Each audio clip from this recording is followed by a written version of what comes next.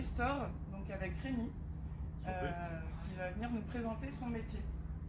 Bonjour, je m'appelle Rémi et moi j'ai créé Les Petits Clous, donc j'apprends dès 6 ans à se servir des outils à main. L'objectif c'est que les enfants et même les adultes utilisent les outils à main pour fabriquer un peu tout ce qu'ils peuvent avec des matériaux exclusivement issus du réemploi. L'avantage c'est que ça leur donne à la fois le réflexe finalement de fabriquer avec les matériaux qu'ils peuvent trouver et de réemployer. Ça leur donne les capacités, la dextérité pour réparer par eux-mêmes. Et l'intérêt du réemploi aussi, c'est que ça les autorise à se tromper. Le gros intérêt, le premier impact en fait, c'est celui-là avant d'être un impact environnemental, c'est que ça leur permet d'apprendre progressivement, sans contrainte, plus librement qu'avec des matériaux forcément. Et comment est venue cette idée?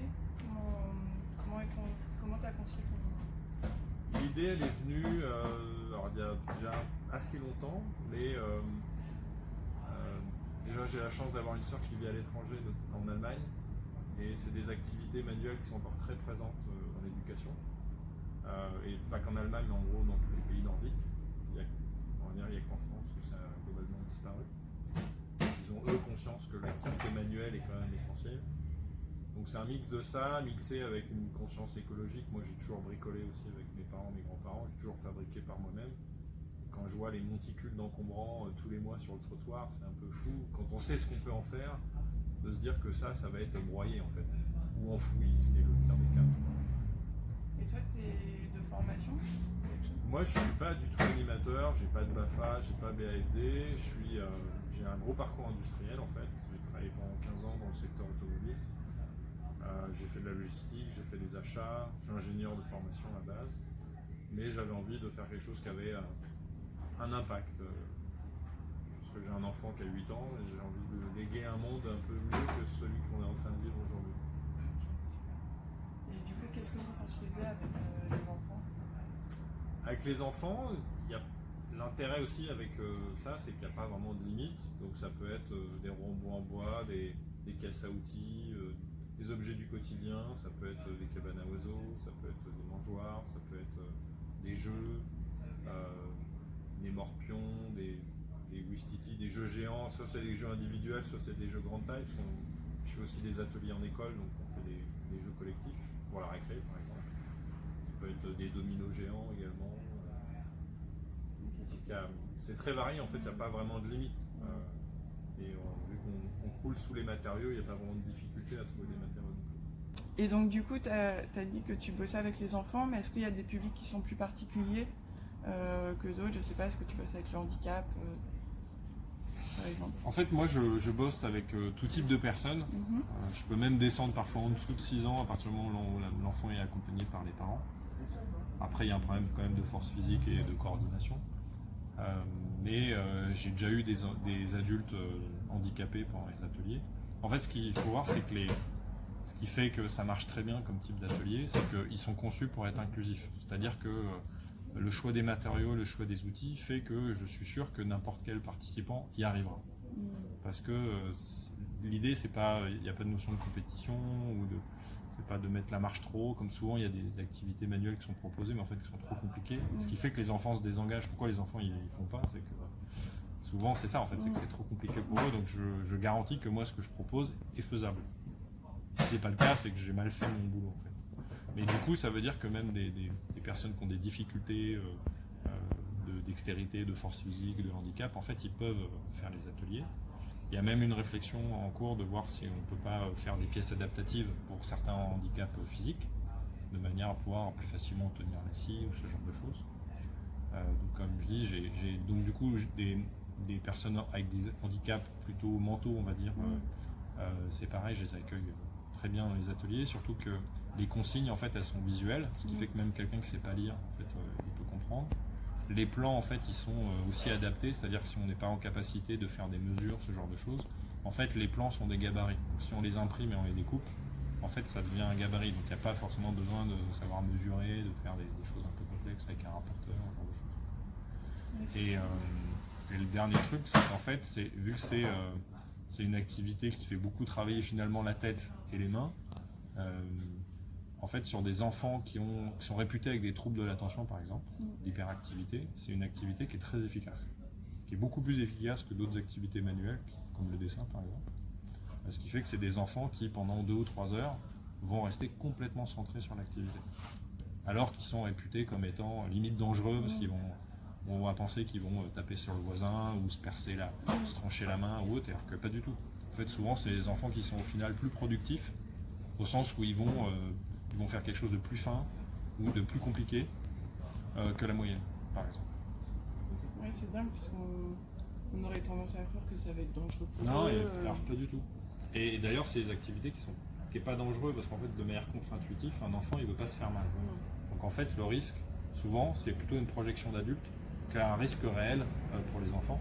Bien sûr, moi, j'ai fait en sorte que ce soit fait en toute sécurité, donc c'est pas simplement je donne un outil et bonne chance. Il y a toute une approche pédagogique pour s'assurer que les enfants ne vont pas faire n'importe quoi. Mais globalement, en fait, ils ne se blessent pas. Et moi, c'est ce que je constate pour avoir déjà eu plus d'1 millier d'enfants sur mes ateliers. Mais c'est toutes les études qui existent à l'étranger, parce que c'est des activités classiques dans les pays nordiques, même aux États-Unis, il y en a, ou au Canada. Et en fait, les enfants se blessent très très peu statistiquement, beaucoup moins que le sport en fait. Tu fais des stages ou des choses moins ponctuelles? Ouais, en fait, c'est un mix entre soit c'est de l'activité effectivement ponctuelle, c'est des ateliers qui durent à peu près 2 heures, soit c'est des formats stages, c'est-à-dire sur 5 jours, soit vraiment même jusqu'à l'année entière, comme une activité sportive classique. Il y a les différents formats et que ce soit adapté soit aux enfants, soit aux adultes. C'est-à-dire qu'avec les adultes, on va plutôt chercher à quelque chose de plus pratique, plutôt que simplement leur faire fabriquer des jouets, ce genre de choses.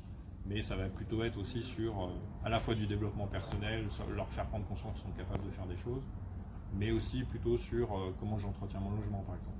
Donc je travaille avec des bailleurs sociaux pour accompagner les adultes à justement acquérir ce minimum de savoir-faire de base pour au moins être en capacité d'entretenir leur logement.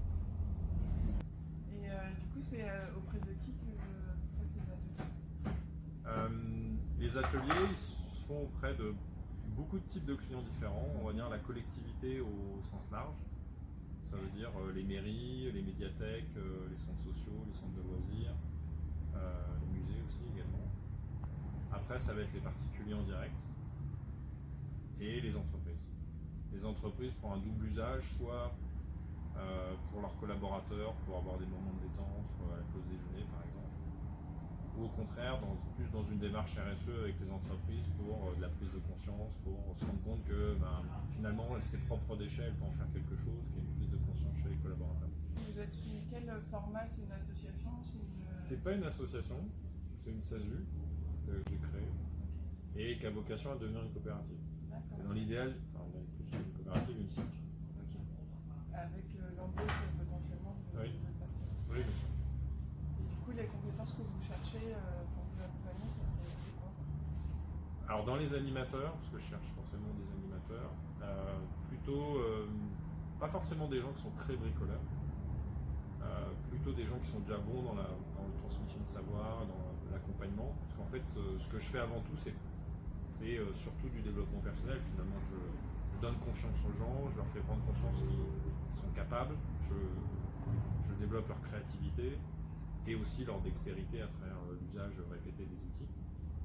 Mais du coup, voilà, il n'y a pas un transfert de savoir technique très poussé, c'est pas l'objectif. À la limite, ça viendra dans le temps ou au contraire après d'aller voir plutôt des gens qui sont très pointus dans leur domaine et qui du coup vont pouvoir transmettre un savoir hyper technique. Moi, c'est vraiment avec l'élément déclencheur qui va donner goût, qui va développer le niveau de base, sans être péjoratif. Ce qui fait que c'est pour ça que j'ai plutôt besoin des gens animateurs avec un parcours d'éducateur plutôt que le super bricoleur qui va être très pointu, mais du coup va pas forcément être très pédagogue parce que l'intérêt de mes ateliers c'est que moi je fais rien. C'est vraiment fait pour que les gens ils fassent à leur rythme avec leur niveau de compétence. S'ils traversent, c'est pas très grave en fait. L'important c'est qu'ils pratiquent. Ok, super. Merci beaucoup. Je trouve que c'est vraiment une démarche super intéressante parce que ça permet un peu de. Voilà, comme tu dis, de donner goût au métier manuel et tout ce qui s'ensuit avec la valorisation de j'ai réussi à faire quelque chose, c'est génial. Et en plus, en fait, on a tendance à vachement plus valoriser les métiers cérébraux, si je peux dire. Quoi. Intellectuel, Intellectuel. bien sûr. Et du coup, avoir un retour un peu à ces métiers-là qui sont aussi bien valorisés. Parce que maintenant, on va plus dans une quête de sens, de gestion des déchets, impact environnemental. Et du coup, ce genre de structure, ça n'existe plus. Quoi. Non, c'est l'objectif, surtout que ça. C'est l'objectif, au-delà de développer la dextérité, la créativité, la confiance en soi, c'est aussi surtout développer l'autonomie. En fait, si on est autonome, on est maître de nos choix en fait. Donc c'est aussi important dans le monde qu'on est en train de vivre, même plus tard, que, effectivement ce côté activité manuelle, en tout cas capacité, autonomie, soit remis au bout du jour. Parce qu'effectivement l'intellect, mais tout de même on développe son intellect avec ses mains, donc c'est juste qu'on l'a un peu oublié. Ouais. Super, écoute, merci beaucoup. Merci à vous. Et puis bon courage, bonne chance pour la suite. Quoi. Merci.